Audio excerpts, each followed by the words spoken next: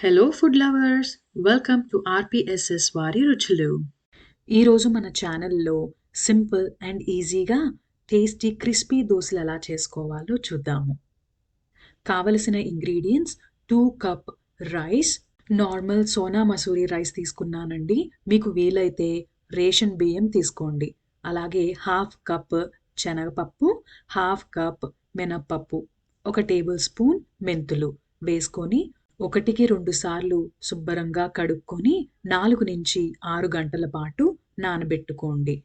నానబెట్టుకున్న ఈ పప్పులను మిక్సీలో వేసుకొని మెత్తని పేస్ట్‌గా గ్రైండ్ చేసుకొని ఒక బౌల్‌లోకి తీసుకుందాము.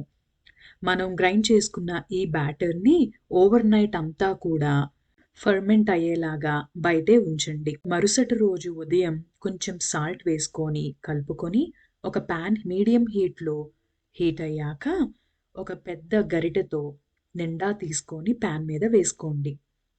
దాని 4 వైపులా ఈక్వల్‌గా రౌండ్‌గా స్ప్రెడ్ చేసుకొని అంచుల వెంట 1 టేబుల్ స్పూన్ ఆయిల్ వేసుకోండి. నాన్ స్టిక్కీ పాన్స్ అయితే ఆ ఆయిల్‌ని కూడా అవాయిడ్ చేయొచ్చు. స్టిక్ అవ్వకుండా ఈజీగా వచ్చేస్తుంది. అలా లైట్ బ్రౌన్ కలర్‌లోకి మారాక దోసెను మీకిష్టమైన షేప్‌లో ఫోల్డ్ చేసుకొని తీసుకొని పక్కన పెట్టుకోండి. చూసారా ఎంత క్రిస్పీగా మంచి కలర్‌లో వచ్చాయో దోసలు.